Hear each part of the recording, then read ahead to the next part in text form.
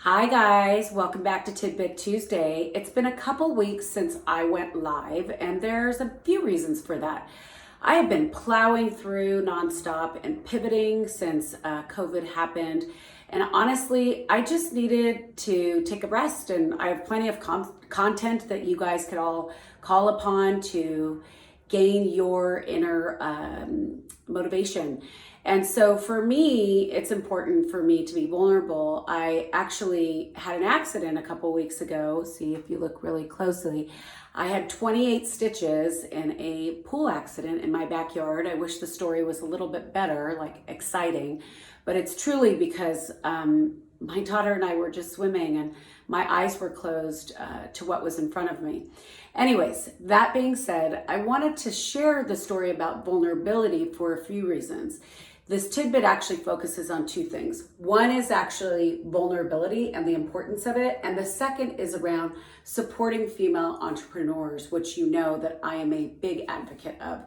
So why vulnerability? Why tell you that I got into the accident? Why maybe just like skirt it all under the rug and you all don't know what's happening? Well, I want you to connect with me. I want you to know who I am at my essence and know that I'm real. I'm an authentic person, and you all should know that this happened to me, right?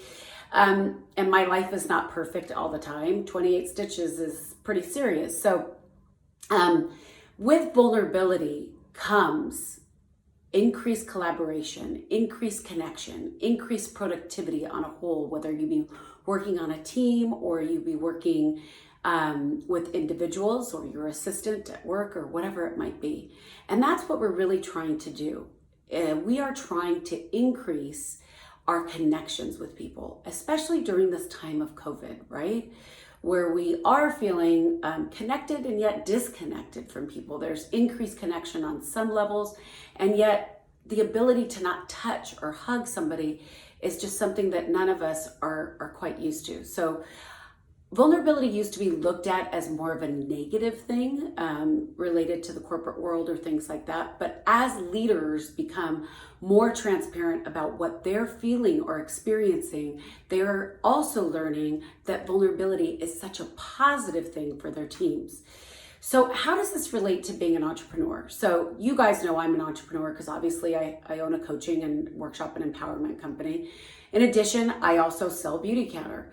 And the thing about vulnerability and being an entrepreneurship is asking for help. There is not a day that goes by that I am going to bet that people know everything. I don't care how smart you are.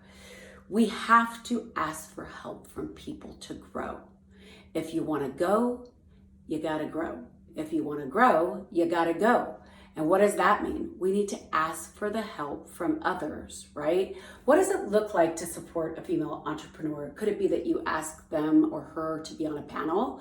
Could it be that you ask them for advice or guidance? Could you ask for an informational interview? Could it possibly be that you quite possibly purchase a product from them? Ask them questions about what they're doing. Want to be curious on a deeper level. There are so many different ways that you can help female entrepreneurs to move forward, to feel good about what they're doing. I want you to know that in 2019, 40% of entrepreneurs were women.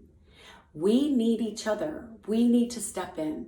And part of that is vulnerability and supporting one another to get to higher heights. So I'm here for you. I'm here to support you. And I know you're here to support me. There's so many ways that you can support me as well. I'm certainly not perfect and I'm still growing, because if you want to go, you got to grow. If you want to grow, you got to go, right? Trying new things and being vulnerable is one step in that process. Happy Tidbit Tuesday, and I hope my stitches heal. Have a good day.